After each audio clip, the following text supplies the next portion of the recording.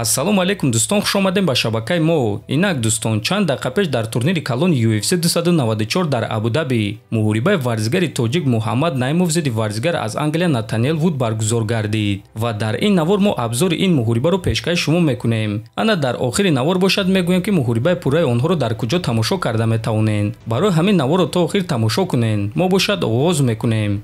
дӯстон, як хабари беҳтарин барои шумо, махсусан барои шахсоне ки орзуи ба амрико рафтан доранд. чӣ гуна ки медонед аллакай пур кардани анкетаҳои грин-карта барои амрико рафтан оғоз шудааст ва акнун шумо имконият доред ки ба амрико сафар кунед. аммо барои бехатогӣ пур кардани анкета ва шанси худро зиёдтар кардан ба шумо шахсони мефаҳмидагӣ яъне мутахассис дар кор аст ва мо ба шумо як бародари худро тавсия медиҳем ки ӯ дар ин соҳа тӯли чанд сол аст ки кору фаъолият мекунад. ин бародари мо ба ҳамаи саволҳои шумо ҷавоб дода анкетаҳои шуморо бо нархи арзон пур мекунад. барои ҳамин рақамҳое ки ҳозир дар рӯи экранҳои худ мебинед ба телеграми ин бародар муроҷиат кунед ва шанси худро аз даст надиҳед.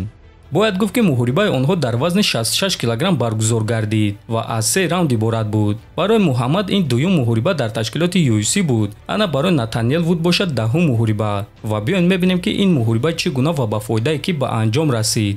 якум раундро ҷангуаро бо лоукикҳои худ оғоз карданд ва баъди якчанд сония Муҳаммад Наимов бо зарбаи дасти рости худ Вудро ба нокдаун равон кард ва баъд Муҳаммад ӯро ба замин афтонда то мобайни раунд идора кард. дар мобайни раунд онҳо боз ба стойка баргаштанд ва ин дафъа Вуд Наимовро ба нокдаун равон кард, лекин Муҳаммад худро зуд ба даст гирифт ва кӯшиши ба замин афтондани рақибро ба дасти худ гирифта ӯ худаш рақибро ба замин афтонд ва то охири раунд ӯро дар замин идора кард. ҳамин тариқ якум раунд бо каме бартарӣ ба фоидаи Муҳаммад ба анҷом расид.